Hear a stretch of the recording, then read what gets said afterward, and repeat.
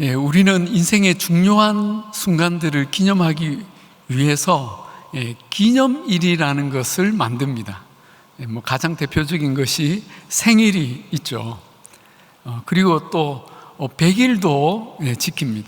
요즘은 남녀 사이에 100일, 200일 이런 기념일을 만들더라고요. 여러분, 교제하는 남녀 사이에 제일 무서운 질문이 뭔지 아십니까? 몇 가지가 있는데 3위가 자기 나 어디 좀 달라진 것 같지 않아? 이럴 때 정말 정신 똑바로 차리고 대답을 잘해야 합니다. 2위가 자기 나 살 좀 찐 것 같지 않아? 라고 묻는 거예요. 이때도 대답을 잘 해야 합니다. 그리고 1위가 자기 내일 무슨 날인지 알지? 이때는 무조건 알지? 아다마다. 그리고는 빨리 그날이 무슨 날인지 생각해내야 합니다. 여러분, 부부 사이에 절대 잊어버리면 안 되는 기념일이 있죠. 결혼 기념일입니다. 그리고 또 우리가 10주년, 20주년도 지키고, 또 여러분 나이가 들면 회갑, 칠순, 팔순 등 중요한 인생 절기를 지킵니다. 우리 교회도 올해가 80주년이죠. 팔순입니다. 그래서 여러 가지 이렇게 중요한 특별한 행사들을 많이 계획하고 있습니다. 또 국가적인 기념일도 있습니다. 3.1절이나 6.25, 또 광복절, 제헌절 등이 있습니다. 이러한 기념일들은 앞으로 자라나는 우리 후세대를 위해, 또 지금 세대를 위해 역사와 정신을 교육하고 계승하는 의미를 가지고 있습니다. 그렇다면 하나님의 나라에도 기념일이 있겠죠. 성경에서는 이것을 절기라고 부릅니다. 구약 시대부터 절기는 이스라엘 백성과 후손을 위한 중요한 신앙교육의 장치로 지키도록 했습니다. 구약 성경에는 여러 절기들이 나오는데 그 중에서도 하나님께서 특별히 중요하게 여기신 3대 절기가 있습니다. 바로 유월절, 그리고 맥추절, 그리고 초막절입니다. 자, 유월절은 여러분 잘 아시죠? 이스라엘이 어린 양의 피로 구원을 받고 그 죽음의 땅 애굽에서 구출된 것을 기념하는 절기입니다. 이 유월절은 오늘날 우리가 예수 그리스도의 십자가 구원을 기념하는 사순절이나 부활절로 그 의미를 되새기며 지킵니다. 자, 맥추절은 오늘 본문의 말씀처럼 밭에서 난 식물의 첫 열매를 수확하고 지키는 절기입니다. 그래서 초실절이라고도 부르고, 그 날짜가 6월절로부터 7주가 지난 뒤에 있다고 해서 77절이라고도 하고, 50일을 의미하는 오순절이라고 부르기도 합니다. 이 맥추절에서 맥추는 보리 추수를 의미합니다. 자, 그런데 우리나라는 이스라엘의 맥추절보다 좀 늦은 6월경까지 보리 추수를 하기 때문에 7월 첫 주일에 맥추 감사주일이라는 이름으로 이 절기를 지켜오고 있습니다. 그리고 세 번째 초막절은 한 해의 농사가 끝나고 곡식을 저장하는 때에 맞췄기 때문에 추수의 숫자와 저장할 때의 장자를 합해서 수장절이라고 부릅니다. 오늘날은 한 해의 수확을 감사하는 의미를 살려서 추수감사주일로 지키고 있습니다. 물론 구약과 그 날짜는 다르죠. 우리는 오늘 맥추감사주일을 맞아서 이 세 가지 절기 중에 특별히 맥추절에 대한 말씀을 듣고 그 의미를 생각하고자 합니다. 맥추감사주일은 확실히 구약의 그 맥추절에서 유래가 되었기 때문입니다. 자, 그런데 우리는 여기서 한 가지 의문을 갖게 됩니다. 왜 우리가 맥추절을 지켜야 하나라는 것입니다. 우리가 언제 보리 추수를 했습니까? 요즘은 사람들이 보리밥도 잘 먹지 않잖아요. 요즘은 농경사회도 아닌데 왜 보리추수절기를 지금도 지켜야 하나, 그런 의문을 가지는 분들이 많으실 것입니다. 혹시 갈보리 때문인가? 여러분, 그 갈보리는 그 보리가 아니잖아요. 그렇다면 오늘날 우리가 이 맥주주를 지키는, 맥주 감사주의를 지키는 의미가 무엇입니까? 이것에 대해 알아보기 전에 우리는 먼저 확인하고 넘어가야 될 사실이 있습니다. 그것은 맥추절이 과연 보리 추수를 기념하는 절기인가 라는 것입니다. 본문에 맥추절로 번역된 말을 히브리어 원전에서 찾아보면 하그 하카치르라고 되어 있습니다. 하그 하카치르. 이 말을 직역하면 수확의 절기입니다. 보리라는 말이 없습니다. 실제로 대부분의 영어 성경에도 The Feast of Harvest, 즉 수확의 절기라고 번역하고 있습니다. 우리나라만 맥추절이라고 번역을 했어요. 그러므로 맥추절은 정확하지 않은 번역이고 수확절이라고 해야 옳습니다. 그렇다고 제가 우리 한국 기독교의 이 절기 이름을 바꾸려고 하는 생각은 없습니다. 다만 바른 의미를 알자는 것이죠. 자, 그렇다면 이 수확절, 하그 하카치르의 이 의미가 수장절과 다른 점이 무엇입니까? 그것은 이 절기가 토지 소산의 첫 수확을 했을 때 지키는 절기라는 점에서 한 해 수확을 다 마치고 지키는 수장절과는 다르다는 것이죠. 그렇다면 오늘의 우리 시대에 맥주 감사주의를 지키는 의미가 무엇이라고 할 수 있겠습니까? 첫 번째 의미는 범사에 감사하라는 하나님의 뜻입니다. 우리 한번 따라할까요? 범사에 감사하라. 예. 하나님은 당신의 백성들이 소산의 첫 열매를 거두었을 때 이 맥추절을 지키게 했습니다. 그런 점에서 사실 이 절기는 믿음이 없으면 지키기가 어렵습니다. 생각을 해보십시오. 이제 첫 수확을 얻었는데 그 수확물이 얼마나 만족스럽고 감사할 만한 것이겠습니까? 처음은 항상 미약합니다. 간혹 처음이 좋아도 끝까지 가봐야 성패를 가늠할 수가 있죠. 적어도 중간 이상은 가봐야 한다고 우리는 생각을 합니다. 그러니 처음 열매로 뭐가 그리 감사할 만하겠습니까? 그러므로 첫 열매에 감사 예배를 드린다는 것은 우리의 믿음이 필요합니다. 사실 우리는 이런 첫 열매에 감사하는 것에 참으로 인색합니다.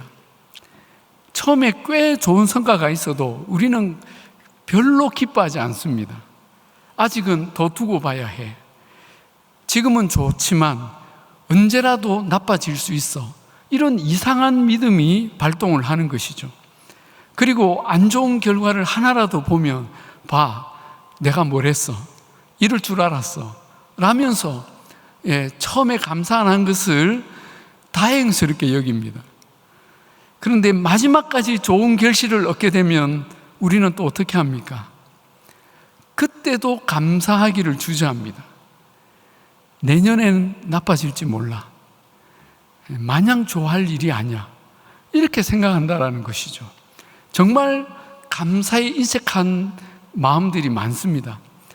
제가 이런 얘기를 하면 본인은 아니라고 생각하는 분들이 많으십니다. 그런 분들에게 자녀에 대한 태도를 알아보면 금방 진실이 드러납니다. 여러분, 자녀가 첫 시험에서 70점을 받아왔다고 합시다. 그러면 부모님은 어떻게 합니까? 어머, 70점을 받다니. 이 70점 받기가 얼마나 어려운데, 얼마나 수고했니? 그래, 오늘 피자 사줄게. 그렇게 하십니까? 그런 좋은 부모님들이 우리 교회는 많다고 들었습니다. 그러나 또 다른 부모님들은 어디에 주목을 합니까? 그렇죠.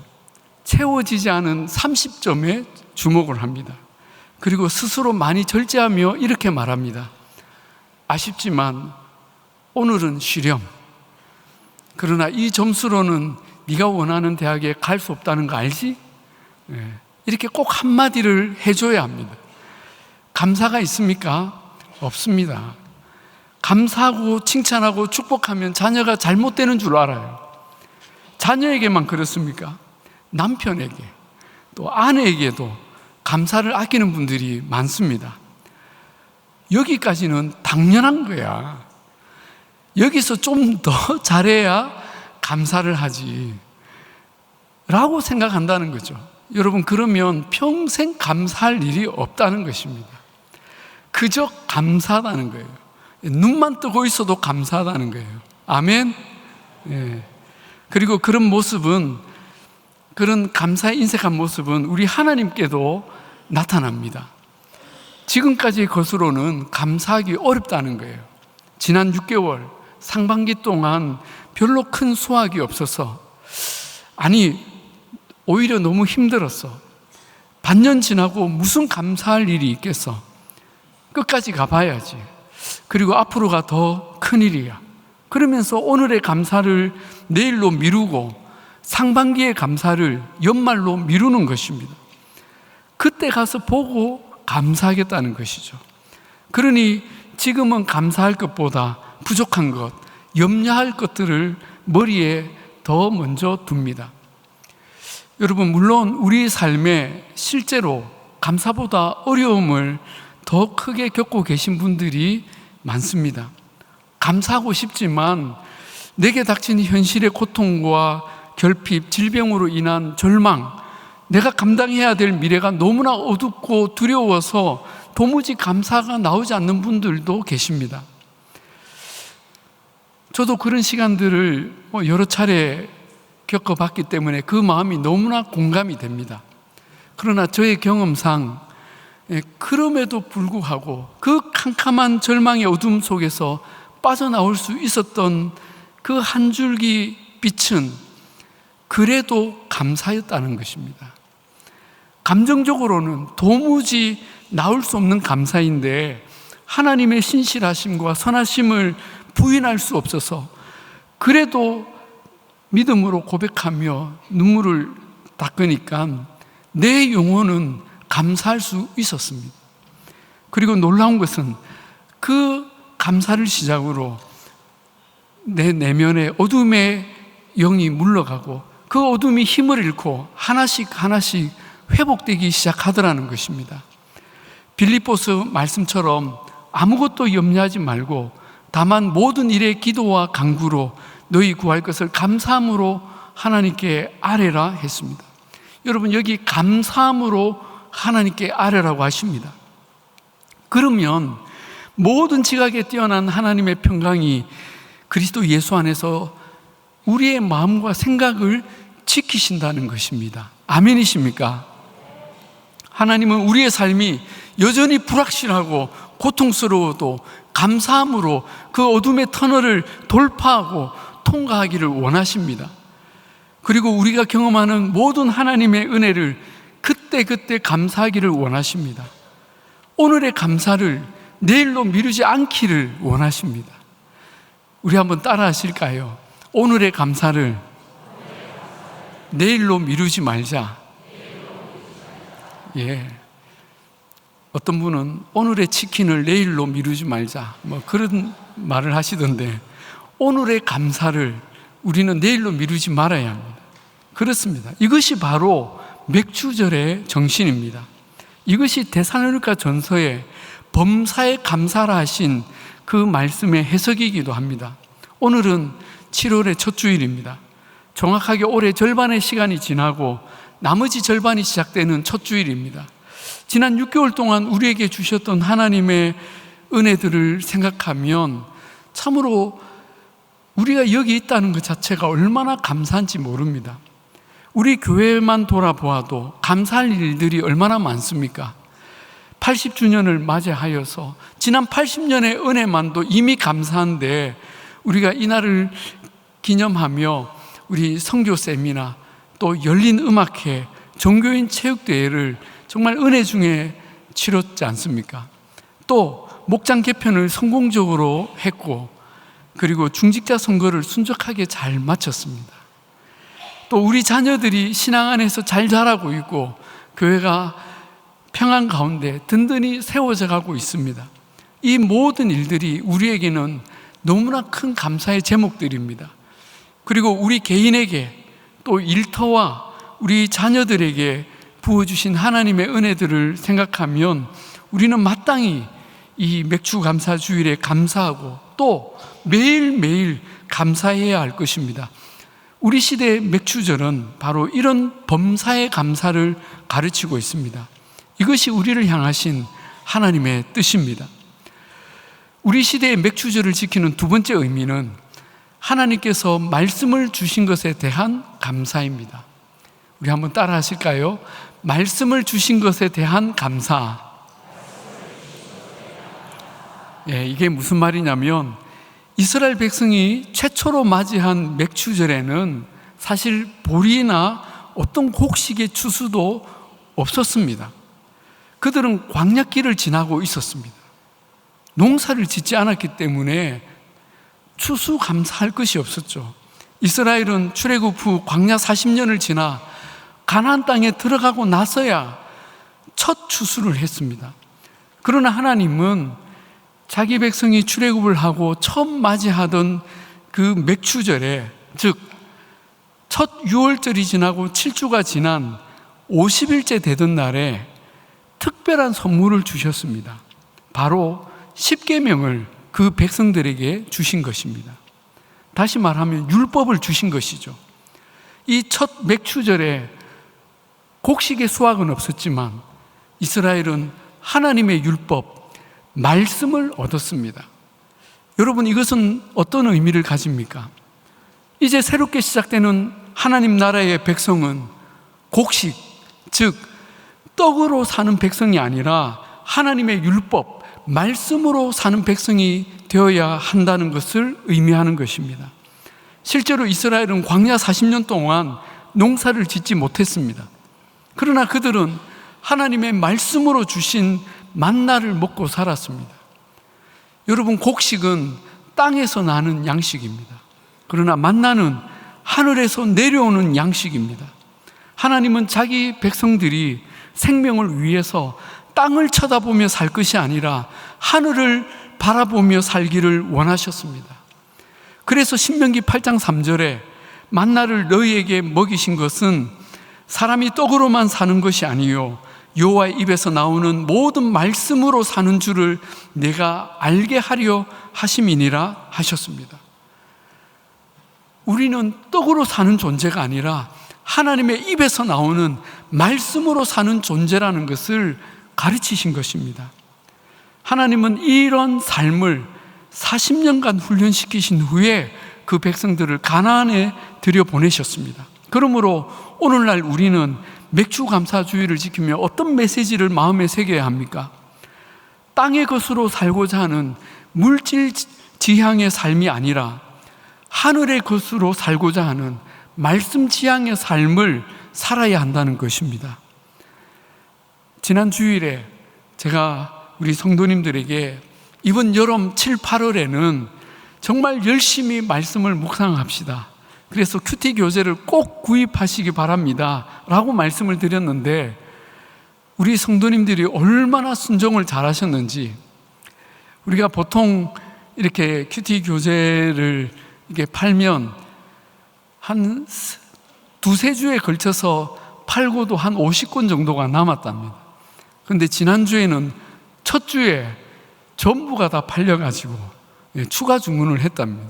제가 그 얘기를 듣는데 우리 성도님들의 그 순종, 그리고 그 말씀을 향한 그 사모함에 너무 감동하고 감사했습니다. 여러분, 우리가 이 맥주 감사주의를 기점으로 그 맥주절에 말씀을 주신 하나님을 생각하며 더욱 말씀으로 살아가는 저와 여러분이 되기를 주님의 이름으로 축복합니다. 땅의 것이 아닌 위의 것을 바라보며 영원한 생명의 삶을 살아가시기 바랍니다. 자, 세 번째 맥주절을 지키는 의미는 우리에게 성령님을 주신 것에 대한 감사입니다. 한번 따라 하실까요? 성령님을 주신 것에 대한 감사. 예수님께서 십자가에서 죽으시고 부활하신 후에 40일을 지상에 계시다가 승천하셨습니다. 그때 예수님은 제자들에게 성령을 너희에게 보내겠다고 약속하시면서 이 성령이 오시기까지 함께 모여 기도하라고 하셨습니다. 제자들은 예수님이 승천하신 후에 예루살렘에 함께 모여 기도하기 시작했습니다. 그리고 열흘쯤 지난 후 맥추절이 되었습니다. 오순절 아닌가요? 맥추절이 바로 77절이고 오순절이죠. 이름이 여러 가지가 있습니다. 그런데 예수님을 따르는 제자들은 이 맥추절, 즉 오순절에도 120명 정도가 마가의 다락방에 모여서 함께 기도하고 있었습니다. 그런데 이날 어떤 일이 일어났습니까? 예수님이 약속하신 성령께서 그들 가운데 강력하게 임하신 것입니다. 사도행전 2장 1절부터 4절의 말씀입니다. 오순절 날이 이미 이름에 그들이 다 같이 한 곳에 모여 있더니 호련히 하늘로부터 급하고 강한 바람 같은 소리가 있어 그들이 앉은 온 집에 가득하며 마치 불의 혀처럼 갈라지는 것들이 그들에게 보여 각 사람 위에 하나씩 임하여 있더니 그들이 다 성령의 충만함을 받고 성령이 말하게 하심을 따라 다른 언어들로 말하기를 시작하니라. 여러분, 이것이 초대교회에 임하신 성령 강림 사건이었습니다. 바로 맥추절에 일어난 일이었습니다. 한편 이 성령 강림 사건은 예루살렘의 수많은 사람들에게 큰 관심을 불러일으켰고 이 일에 관해 묻는 사람들에게 베드로가 복음을 전했는데 그날 하루에 3,000명의 사람들이 예수님을 믿고 회심하는 놀라운 열매가 있었습니다. 그리고 이 오순절 성령 강림 사건을 기점으로 신약의 교회가 탄생하였습니다. 그리고 성령의 시대가 열리기 시작한 것입니다. 오순절 성령 강림 사건은 성령의 시대에 교회가 거둔 첫 열매였습니다. 이처럼 성령이 충만한 교회는 그 시작부터 온 세상을 향한 강력한 복음의 기지가 되었고 이 땅에 임한 하나님의 나라가 되었습니다. 그러므로 교회는 성령님과 뗄래야 뗄 수 없는 관계에 있습니다. 교회가 얼마나 교회다운가 하는 것은 그 교회가 얼마나 성령으로 충만한가로 가늠할 수 있습니다. 성령 충만하지 않은 교회는 교회로서 생명과 능력을 잃은 교회입니다. 성령 충만하지 않은 교회는 인간의 생각과 능력, 세상의 가치관으로 움직일 수밖에 없습니다. 성령 충만하지 않은 교회는 사람의 조직과 프로그램으로 밖에 운영될 수 없습니다. 그러나 그것은 더 이상 교회라고 할 수가 없습니다. 그러므로 교회는 생명처럼 늘 성령님을 구하고 성령님으로 충만해야 합니다. 아멘이십니까? 늘 성령님과 동행하고 성령님과 함께 사역해야 합니다. 그러나 성령으로 충만할 때 교회는 세상이 감당치 못하는 존재가 됩니다. 교회는 하늘의 권능으로 일하며 세상의 힘으로 이룰 수 없는 엄청난 일들을 하게 됩니다. 바라기는 우리 부산중앙교회가 이처럼 성령으로 충만한 교회가 되기를 축복합니다. 또 이 땅의 모든 교회가 성령으로 충만한 교회가 되기를 소망합니다. 이것을 위해 우리는 늘 말씀과 기도에 전념하고 성령님이 역사하시도록 사모해야 합니다. 또한 성령님으로 충만한 교회는 성령의 열매를 맺습니다. 갈라디아서 5장 22절의 말씀처럼 성령의 열매는 사랑과 희락과 화평과 오래 참음과 자비와 양성과 충성과 온유와 절제라고 했습니다. 이 9가지 성령의 열매는 하나같이 우리의 인격과 관련된 것들입니다. 다시 말해 우리가 성령으로 충만하면 우리의 내면이, 우리의 인격이 예수님처럼 변화된다는 것입니다. 우리의 노력으로 그렇게 안 되던 사랑, 희락, 화평, 오래 참음, 자비, 양성, 충성, 온유, 절제가 내 안에서 나타나는 것입니다. 그리고 우리는 세상의 모든 환난과 위협과 고통을 이겨내는 놀라운 능력을 가지게 됩니다. 죄악의 모든 결박과 사슬을 끊어내는 능력을 나타나게 되는 것입니다. 여러분, 우리가 성령 충만하지 않고 어떻게 이 어둡고 우리를 유혹하는 이 죄악된 세상을 이기며 살겠습니까? 우리는 매 순간 성령의 충만함을 구해야 합니다. 우리가 그렇게 살 때 세상은 우리를 통해 예수 그리스도의 모습을 보게 됩니다. 세상이 알 수 없는 변화와 세상이 알 수 없는 평화가 우리를 그리스도의 제자로 만들어 가는 것입니다. 그리고 성령 충만한 교회는 새 생명의 열매를 낳습니다. 초대 교회에 날마다 주께 돌아오는 사람들이 넘쳐났듯이 우리는 성령 충만할 때 영혼의 추수를 경험하게 될 것입니다. 그러니 얼마나 우리가 이 성령 충만을 사모해야 하겠습니까? 사랑하는 여러분, 초대교회에 성령 강림이 왜 오순절, 즉 맥추절에 일어났습니까? 바로 우리 하나님의 백성들이 가장 사모해야 할 열매, 가장 먼저 수확해야 할 열매가 바로 성령님으로 말미암은 열매들이기 때문입니다. 예수님을 닮은 인격의 열매, 복음 전도를 통한 새 생명의 열매를 우리는 수확해야 하는 것입니다. 이제 말씀을 맺겠습니다. 처음의 질문, 우리 시대에도 맥추절은 지켜야 하는가? 대답은 예, 그렇습니다 입니다. 물론 날짜와 형식, 이름은 달라질 수 있습니다. 그러나 첫 열매에 감사하고 지금까지 부어주신 하나님의 은혜를 신뢰하고 감사하며 또 앞으로 하나님이 행하실 일들을 기대하는 감사의 맥추절은 우리가 날마다 지켜야 합니다. 또한 맥추절에 율법을 주신 하나님을 생각하며 우리는 땅의 것이 아닌 하늘의 말씀으로 살게 하신 그 하나님을 바라보며 우리는 이 맥추절을 지켜야 합니다. 그리고 우리는 맥추절에 성령을 보내주신 하나님께 감사하며 늘 성령 충만하고 그 능력과 열매로 살아갈 것을 사모하며 우리는 우리 시대에 맥추절을 지켜야 합니다. 그것은 오늘 맥추감사주일 하루만 아니라 주님 오시는 그날까지 영원히 지속되는 그런 매일 매 순간이 되어야 할 것입니다. 그렇게 맥추절의 의미를 깨닫고 날마다 하나님 앞에 감사하며 말씀과 성령으로 충만한 복된 저와 여러분이 다 되시기를 우리 주님의 이름으로 축복합니다.